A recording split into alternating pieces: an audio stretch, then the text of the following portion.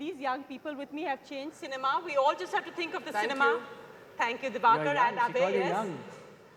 We have to think of the cinema of my growing up years, which of course ages me, when the soundtrack was Dishoom Dishoom and Bachao, when the hero's first and last love was his mother, and when a heroine's heaving bosom was always sari clad.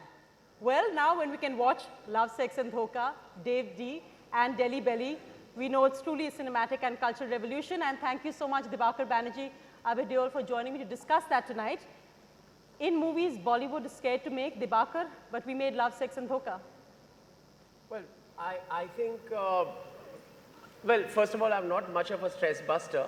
So I think if you're asking about the stories that Bollywood is afraid to make, I think Bollywood is afraid to make the stories that India is afraid to see.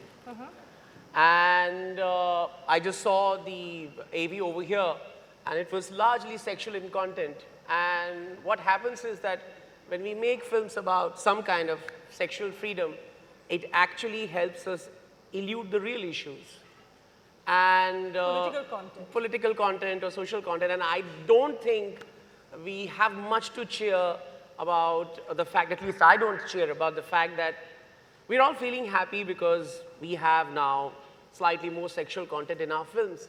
And that makes us a little more like France or Switzerland. And that's a comfortable thought to be with, but probably the films that should be made even more are hardly about sex. They should be about what the previous discussion was all about.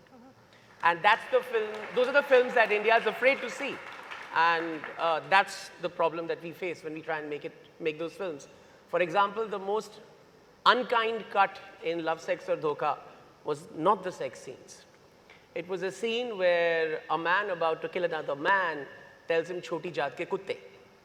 And he says that Bhagwan ne sabke liye ek jagah banai hai aur tere ko ghar mein kya ghusne diya, tu apni jagah bhul gaya choti jaat ke kutte, and then he kills him. And the censor board asked us to remove that line. They were extremely generous, extremely warm to the sexual content in the scene. And they just made us cut about 4 seconds. But that whole allusion to caste, and caste being the reason for someone's life to be taken, was cut from the film. And I tried to fight it, but I was told that if your film incites some kind of violence, caste violence, and some lives are lost, will you take responsibility for it? I couldn't answer for it very clearly, and anyway, I was anxious to release my film. So I kind of agreed with the cuts, but I think the films that Bollywood is afraid to make are about the elephants that we are continuously deeming invisible in our room. Abhay, taking off from that point, because Dibakar talking the director's point of view, but for an actor, the kind of roles you choose, and we've had so many young directors talk about how difficult it is to convince a star, in the conventional term, to take on that movie. And the movie actually gets legitimacy only when a big star, like an Amir Khan, like Abhay or somebody signs on. People have said, we wish we had many more Abhay Deols with the right surname, the right looks, who would actually act in movies like this. Do you find that as an actor, what are the kind of choices, considerations you actually look at when you're taking on a movie? I think with me it was a little different. When I started out, I didn't find success. I wasn't a star at all. And so for me, it was actually easier. I had nothing to lose. I was already pretty much a flop actor, So yeah, so it was a good thing because I was like, great. So the Bollywood routine is definitely out for me. I knew that I had to try and find a niche for myself. And then I went out looking for scripts and directors. And it is true.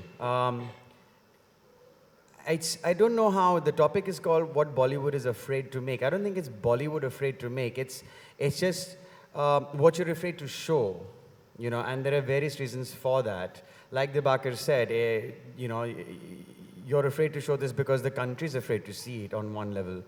I think that sex is something that's the easiest thing to sell. And this is actually not answering a question, is it? No, I was just saying because you made interesting choices in your movies. You started off, as you said, with the Dev Ds and the more unconventional, but now you had the Zindagi Na Milegi Dobara. You become a more conventional Bollywood star. Does that actually hem you in? Does it make it more difficult for you now to make alternative choices? Sometimes, yes. Like, if I want to earn my living and my monies, I only get the biggest offers of the big Bollywood formula films. So it's very difficult to turn down a lot of money and then turn towards the subject that I truly want to do and earn almost nothing with it. If anything else, maybe pay out of my own pocket to complete a film, which I've done before. Yeah, and that happens, you know, and that gets very frustrating. You only would wish... Not your movie? I did offer to pay for the soundtrack. Well, both of you have actually got Shanghai now, which is a political thriller, but interestingly set in Shanghai and not perhaps Chhattisgarh or Jharkhand, or the issues which I said which are focused in India.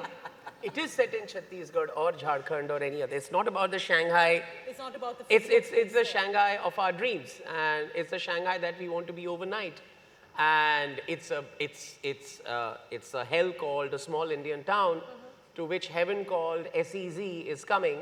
And, you know, there are Devdoots and there are Yamdoots, and, you know, we get to see what happens when something like that comes to an undeveloped town.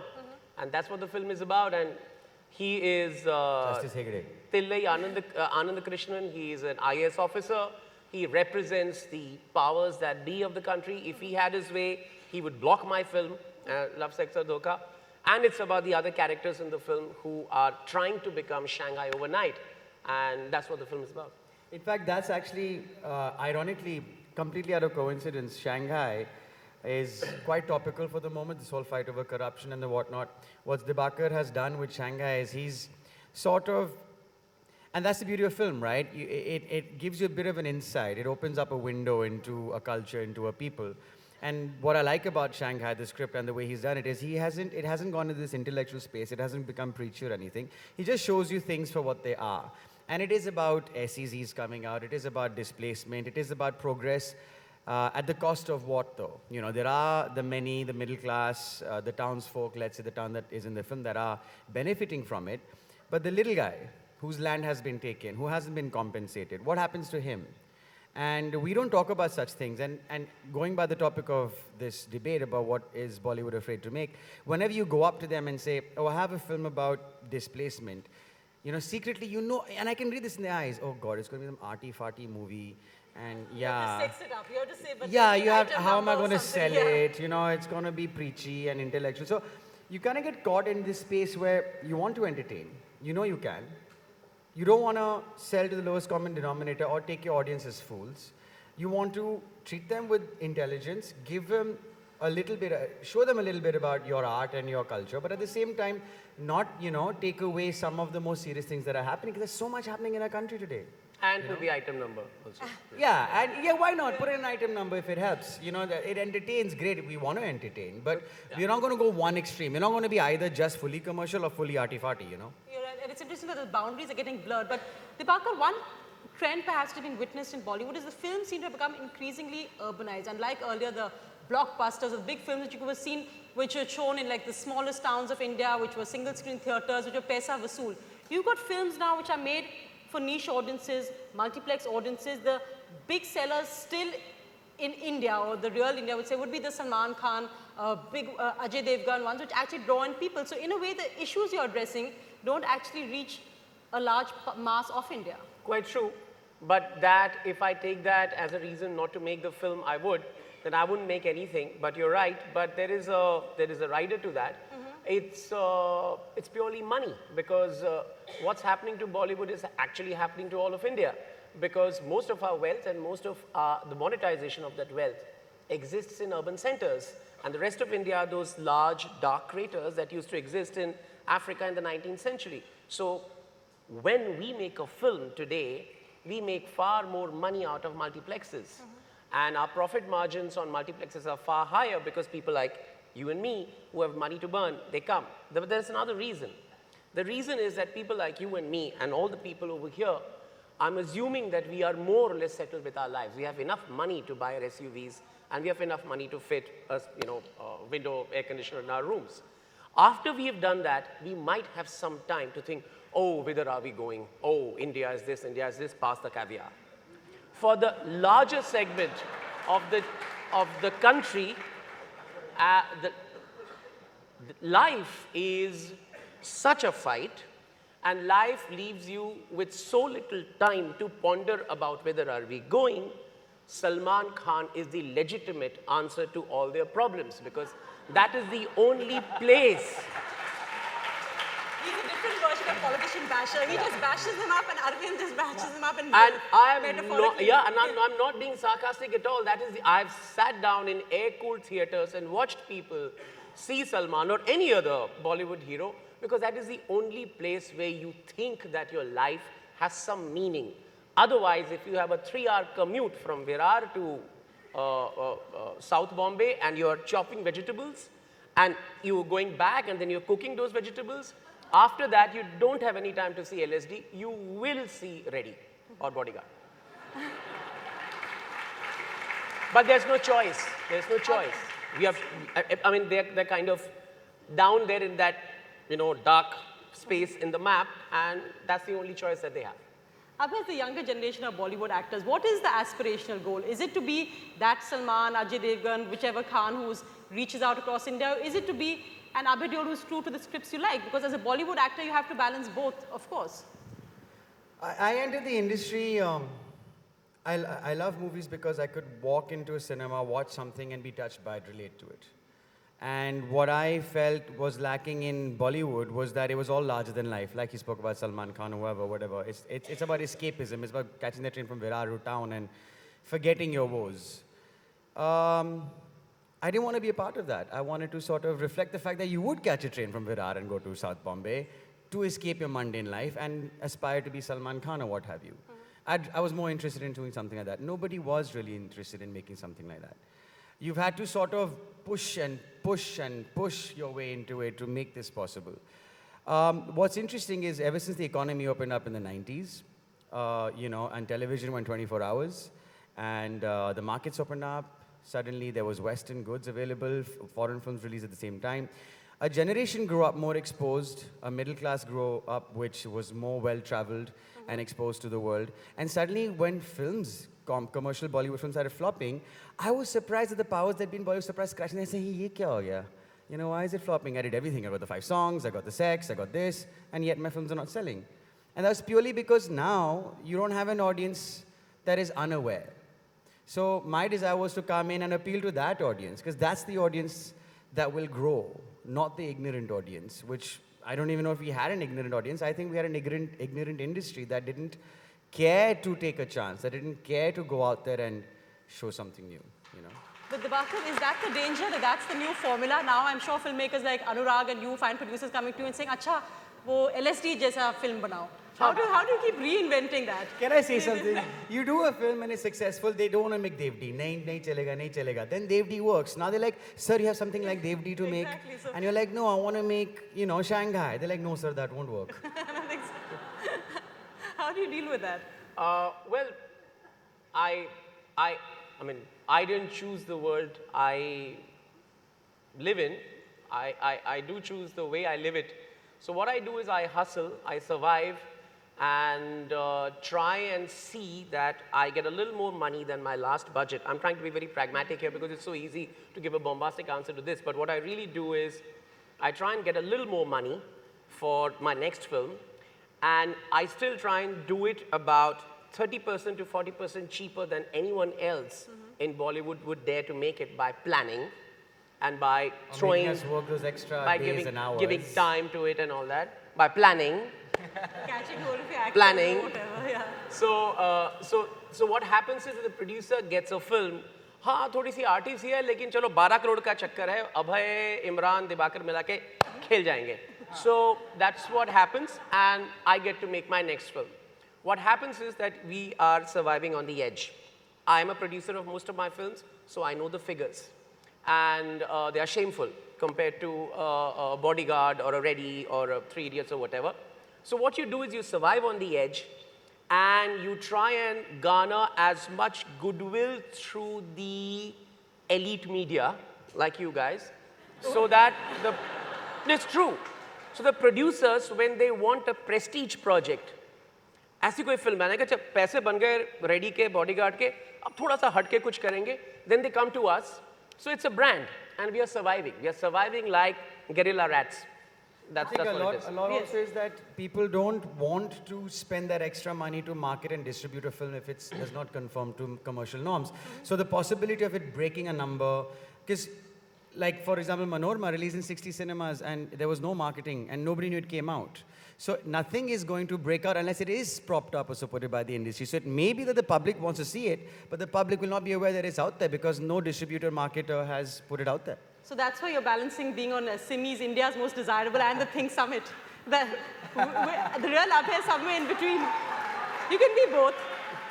And what happens is that one film helps the other, and it kind of builds up a domino effect. So that's what happens. Okay, the thinking woman's pin up, thinking woman's most desirable. Well, I'm going to call on another actor to join us, Imran Khan, and of course of Delhi Belly and fame, and Imran.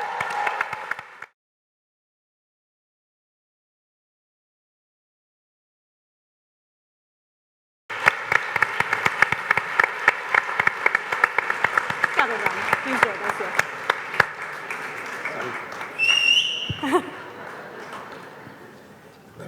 Imran, you've been listening to Dibakar and Abhay, and I just want to talk to you a bit on the next topic, how the suits are killing Indian cinema. Are they? Because you just heard Dibakar talking about how much we do need those suits in a way, but where's the pitfalls?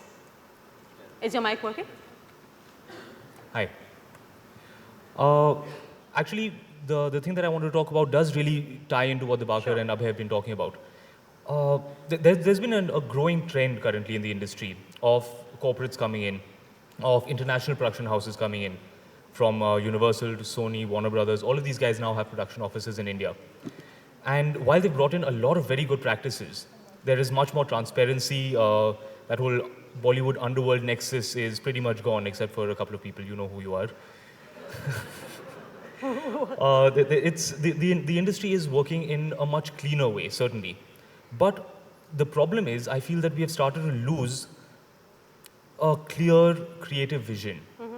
There was a point when films were made by, you would have a producer, you have a Yash Chopra, who will say, I want to make this film, this is what I believe in, and he will write a story, he will narrate it to a dozen people, and they will come on board, and you'd make a film that way. Today, guys enter it looking at it as a business. The soul is being sucked out. It is very much a money-making endeavor. They will enter and say, well, we have 100 crores lying around, let's invest in movies. You can't invest in movies. You will enter with a spreadsheet, and they'll add it up. They'll say, okay, fine, you have Imran Khan, he will get you this much on the weekend. You add in Deepika Padukone, she will get you that much over the weekend. You add in these music composers, Vishal and Shekhar, they will get you this much over the weekend. So I think we can invest about 25 crores safely. Delhi Belly would never have been picked up by a suit. Delhi Belly was rejected by every producer in the industry. Every suit you knew. I know this for a fact. I mean, I've done the film. The script did the rounds of every producer in Bombay, and every single one of them passed on it, without exception. I have friends who work in a lot of studios. A couple of years ago, there was a film which got rejected by a bunch of studios because who wants to see Nasiruddin Shah starring in a film? That film was called A Wednesday. It turned out to be a pretty good film. Another film which had a very, very promising script was a new director, and he wanted to make a film with a new boy. Again, it didn't get picked up. My friend who worked in the studio was very upset because she felt that it was a very promising project. Turned out to be a film called Udaan, which, again, very, very good film. That film got picked up finally when you had Anurag attached to it. But just as a script, with a director who was a first-timer who wanted to make a film with a new boy, the film could not get picked up. That's because you don't have guys who will sit and read a script and see merit in it. They will just look at the numbers. So when they're deciding what film to make, distribution will have their say, and they'll say, well, you know, if we release the film in this many screens, the per print cost is this much, doesn't make sense. Marketing will look at it and say, but who do you put on the poster? Isn't one of the huge problems also now the whole instant classification of hit or flop? I mean, I recently went to see a so-called blockbuster. It was the second day and the hall was pretty much empty, but that same film had been trumpeted as a hit. There was a hit party on the day it was released. How does that happen? I'll do a separate show on that, but it's true. There's a whole bunch of them. That's marketing and PR, man. I mean, you can't take that stuff seriously. Before the film is released. No, but really, how does that work? Because I'm sure all of you have attended those. You have hit music launch parties for your movies. You have hit parties on the day the movie is released. And sometimes halls can be empty. How does that work, Imran?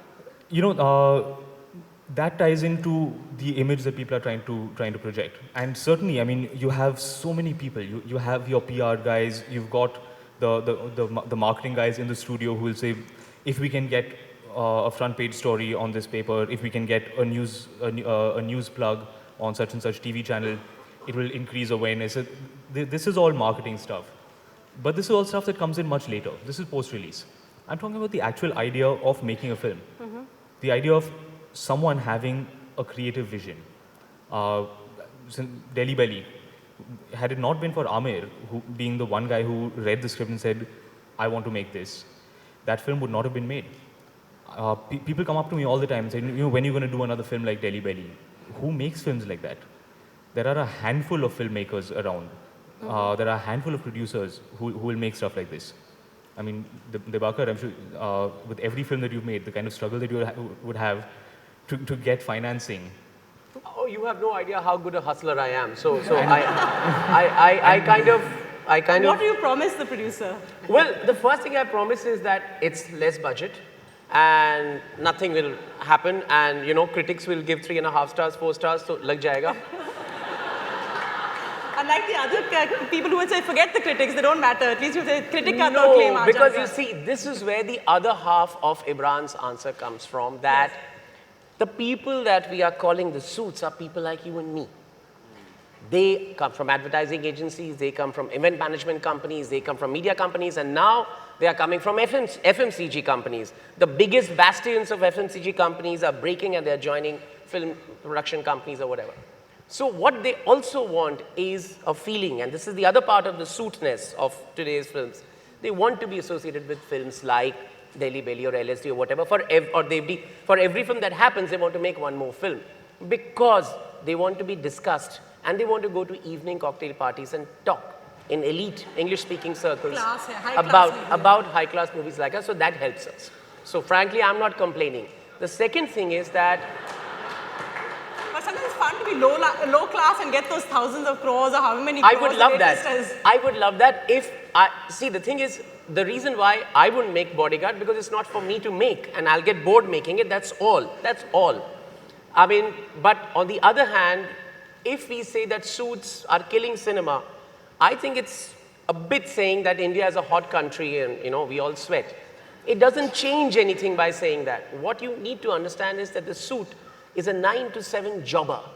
His mandate is to get private equity and make lots of films and show valuation, rise his company's share level values and sell out for a golden handshake.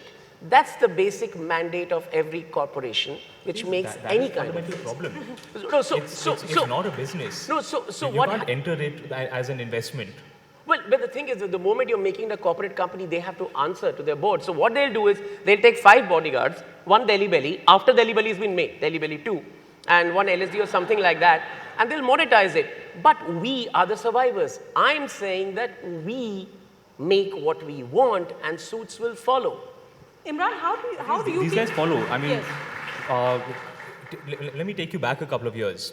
When Dabangg was being pitched as a concept, it wasn't a very hot film.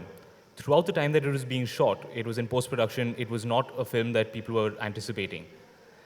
When the promos came out, that's when it started gathering attention. Oh, so, I completely take Dabangg. That's why I didn't take the example of Dabangg. Dabangg is a maverick film. Yeah. Dabangg is an example of a huge budgeted Delhi Belly. Yeah. No, I mean, completely agree.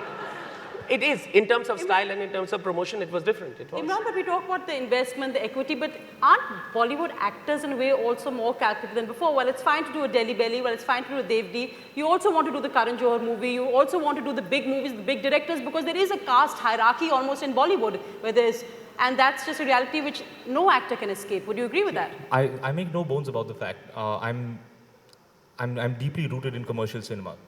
Everything that I have today comes from doing straight up fun commercial films.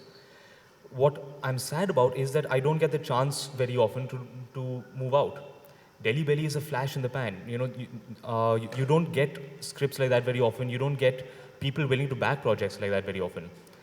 Here and there, a couple of things have come up where I see interest in something and I'll say, okay, fine, can we make this? Oh, but you know, sir, I mean, of course, we'd love to work with you, but maybe this is not the best thing for you. We have a really nice rom-com. Why don't you look at this instead?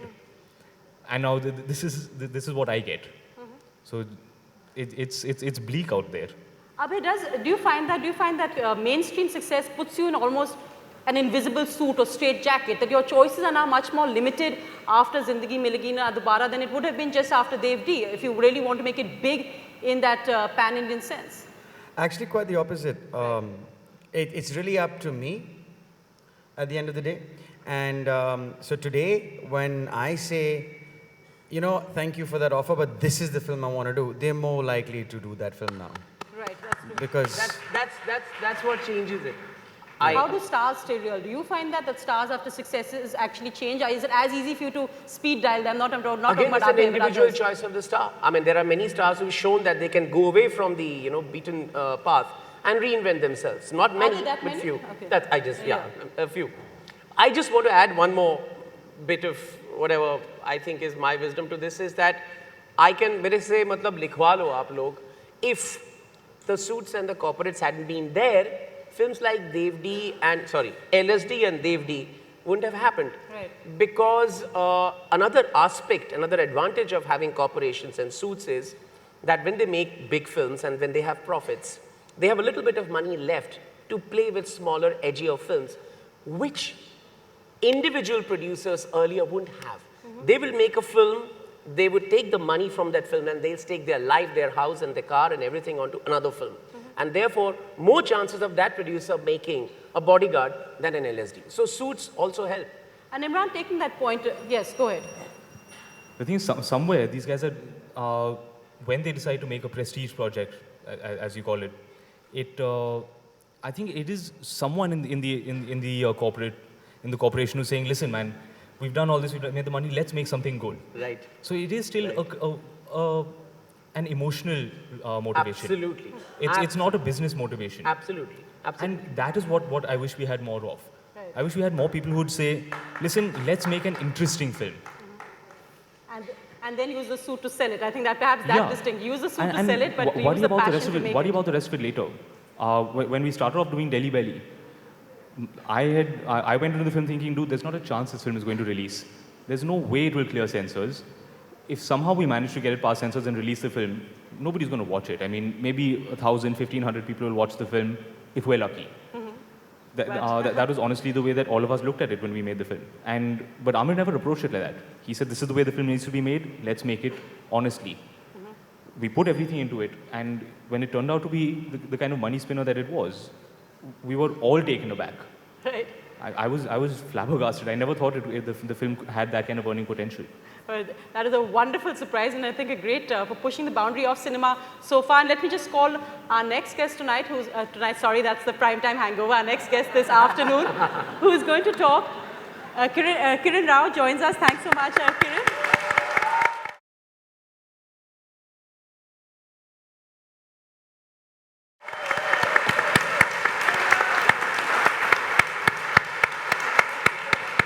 Come, please sit. Kiran, who showed she doesn't need any suits and wants to talk today about how we need to nurture creativity, how we need to really focus and make sure that it's not a flash in the pan. Kiran Rao, what would you like to say on nurturing creativity? Yeah, today's discussion has been really interesting because I think we always look at the film industry as a nice way to look at how people are not taking chances and not doing interesting things, and producers are too scared to do things that they feel are not, hit formulaic films. But I think we've seen a change in the last few years, and that I think has been due to a few people taking those chances. You have to understand also that it's an economy, and people put money in and need to know that they're going to be safe and won't have to mortgage their houses and move out. But I think what's important for us to learn is that there is an audience for all kinds of cinema, in fact all kinds of art. And what I feel is the need of the hour, and what really does make sure that creativity isn't accidental, is investing in public spaces that promote the arts and culture for their own sake. We need it. We need arts funding. We need spaces for films like mine. I mean, if Amir hadn't agreed to produce a film like Dhobi Ghat, I don't think I would have made it on video. I would have, traveled with it, done a little bit of, showing it here and there. But I certainly couldn't have opened with 250 prints and, gone to all kinds of places and opened up a discussion. I mean, people can either like or hate a film, but ultimately, films are there to provoke, to engage, to do more than just entertain. And not all films certainly, but the arts that actually do that need encouragement and cannot function in the same environment that a commercial product functions. And according to me, that needs to be encouraged. If we want to make these films that succeed, there are not that many Amirs around who will take that chance, who will stand up and say, look, I put my money where my mouth is. I'll make Peepli Live, I'll make Dhobi Ghat, I'll make Delhi Belly, which nobody wanted to make Lagan. I mean, so I think it needs to become something that we visualize, we kind of have some foresight about. Do you feel the current Bollywood system does actually stifle creativity? Is that the real issue, that you almost need a Prithvi Theatre-like model for cinema? Certainly, a Prithvi Theatre-like model for cinema would be amazing. And I, for one, will definitely work towards that, because I feel, of course, public-private partnerships are important and we need to be involved with that process. We have to work towards the world that we want to see. But I don't think it's that the Hindi film industry is entirely without any creativity. At the end of the day, they are fulfilling a very deep need and have done so for 100 years and successfully. And have certainly, like Dibakar said, given a lot of people a lot of joy. I mean, there is a need that Salman Khan fills, and you can't, these films are needed as well. But that's not to say that that's the only thing that needs to exist. According to me, we need to look at culture as a priority in this country. There is little or no funding for the arts at all, barring private funding. Anything that exists like a Prithvi or an NCPA or the few, philanthropic Godrejes and Mahindras doing things. But for them, we would have nothing going on outside of Bollywood, and you can't blame Bollywood for that. They're doing their job. What is their primary job? Dibakar's point, the films that India is afraid to see, do you find that is an issue as well, that we find in the creative filmmakers, they do look at urban issues, issues of space, issues of isolation, but the hard-hitting political issues, the Balraj Sani kind of films that were made once upon a time, just don't, there seems to be no market or focus on those kind of films anymore. Yeah, I do think that's something to think about. I wonder why that is. I mean, certainly we've made progress on every other front, and I think the last 5 years have shown that we can do it as well. But I think the fact is that at the end of the day, there are certain systems in place that encourage things to be a certain way. Multiplexes came in and changed a little bit, but didn't do what, say, an art house cinema can do in a city like Bombay or Delhi or other kinds of arts ventures can do in smaller towns and cities. So I think there's space for both to exist. It needs to. Since you took my question, can I just amplify my question? See, there's a fundamental dichotomy here. You've called 3 guys and 1 girl from Bollywood, and you're saying that what is wrong with Bollywood? Why is the Bollywood system killing creativity? All 4 of us are reasonably creative in our own ways. There is no Bollywood system. Bollywood never sits around a table and passes laws that this is our system and this is the way we'll do. Bollywood is what we are. Bollywood is about greed for money. Bollywood is about, again, entrapment of all wealth in urban centers. And that's our country. Bollywood is about the glorification of certain families. Bollywood is about a sycophantic and alarmist media surrounding those issues and non-stop reporting trivia about that. And that is the case with most other stuff, most of the things in our country. So why are we singling out Bollywood and saying that Bollywood doesn't have creativity, our politics doesn't have creativity, our other streams of society do not have inclusiveness of people? You and us, you and I are talking in a language that perhaps 80% of the country will will not be able to understand very clearly. This probably will not be seen, and especially the far more topical discussion that happened before us, will not be seen or understood by people who are most affected by it. And I'm not saying it's good or bad, it's just the way it is. And Bollywood just represents what we are. We have become a society which is a bubble society. We are just obsessed with what we are doing within the confines of these walls, and there is no connect. So that's why multiplex movies make more money. And I think the change perhaps, the transition when I talked to the Bollywood my growing up years, there was the fact that when you talk about the multiplex and the suits, the fact is the cinema ticket now costs 150 rupees, and for even a middle class or more if you go on the weekends, if even a 400 rupees, okay sorry, gold classes are also 800 rupees, 400 rupees in Bombay, 150 in Delhi. Bombay over release weekend, this past weekend, $400 a ticket. But yet profits are rising. I mean, your returns are rising every year. But that's something which at least Bollywood was seen as a unifier, because the movie could be seen for 10 rupees, 20 rupees at a hall across, and now it's become these different prices.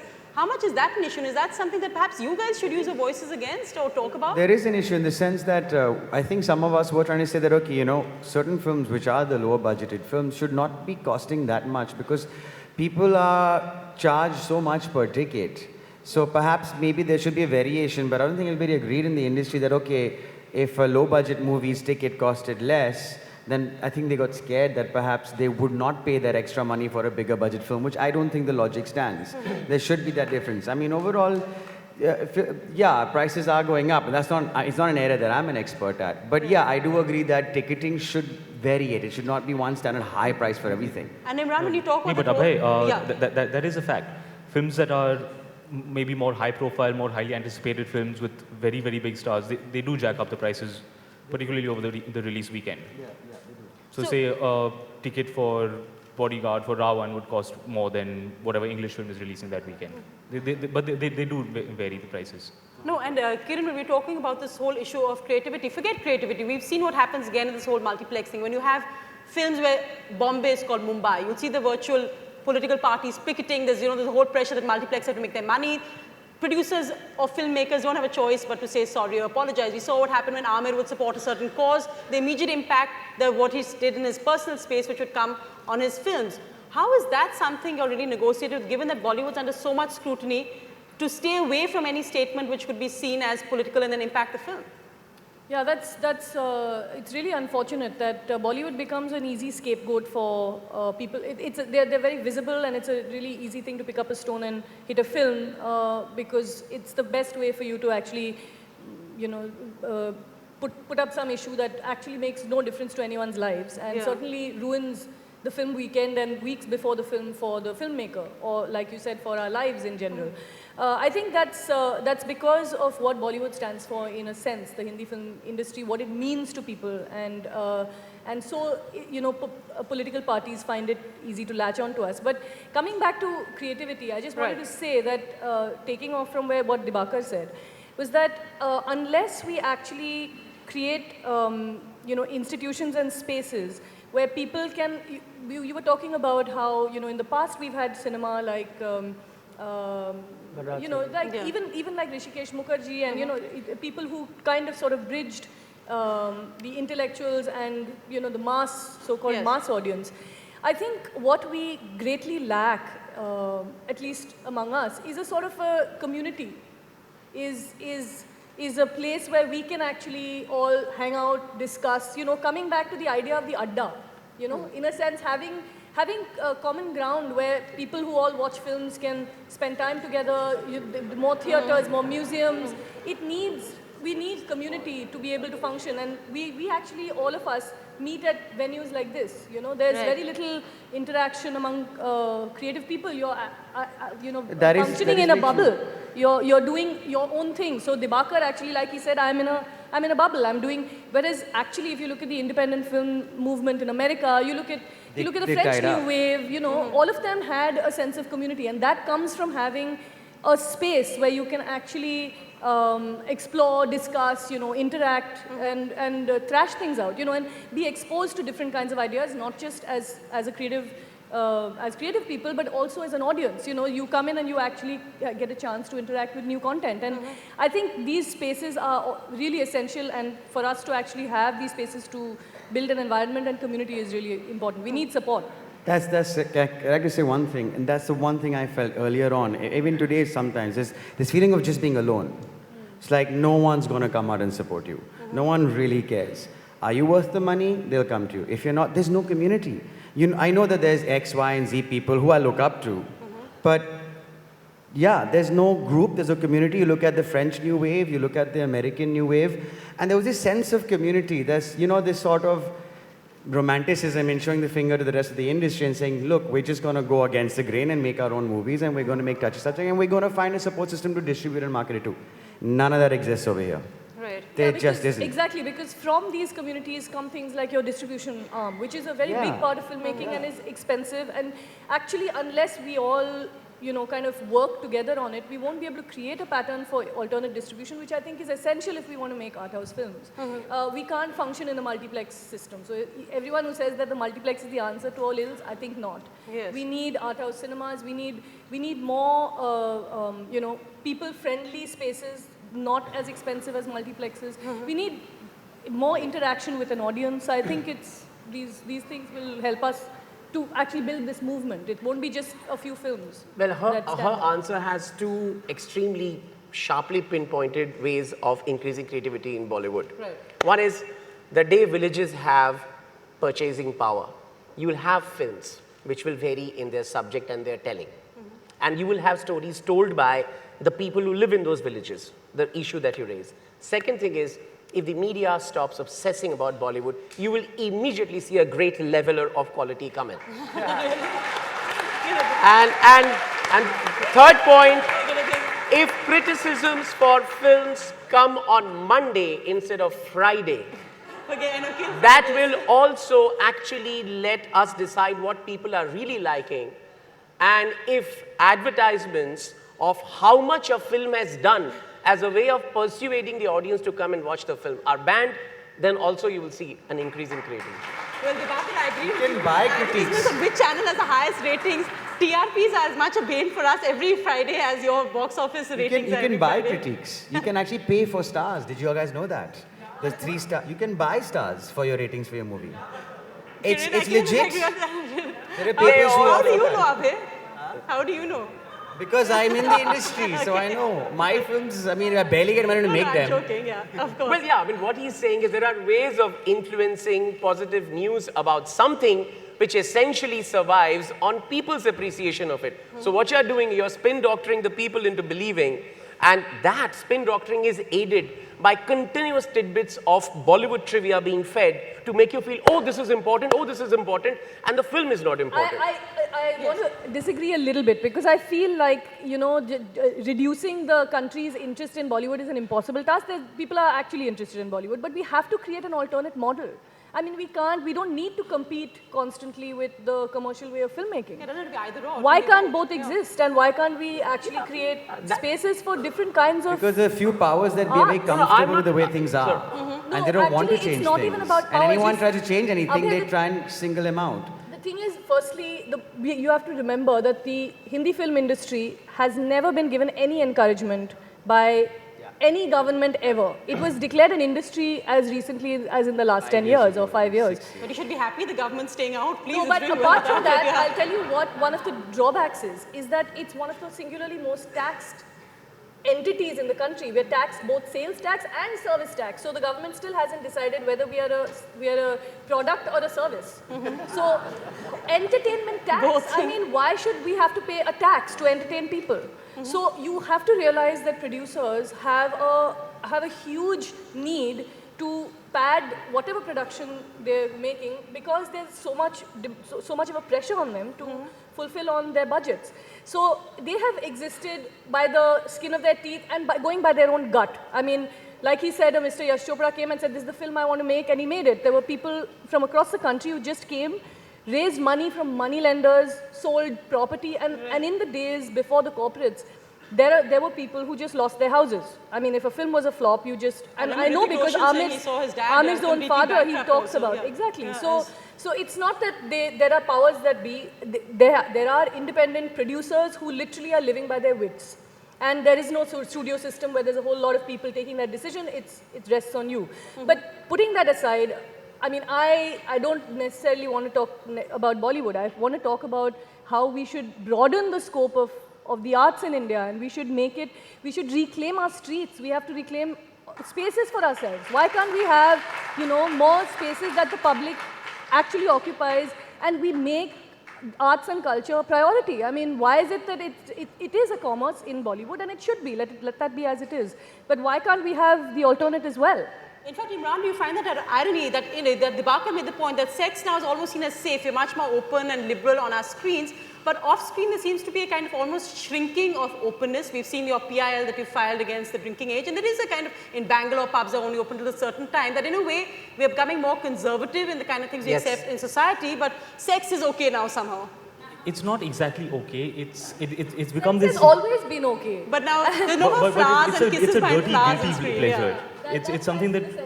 Yeah, the censor board has come liberal. The point is that it gives us the illusion that we are all okay, and it again takes the attention away from the real issues at hand. The shrinking, the more conservative that we're becoming in our. Do you think that's a contradiction it's terrifying out there. It really is. If you start to take a look at the levels of moral policing that are coming in.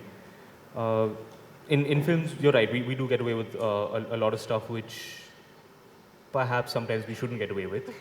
BK Bose?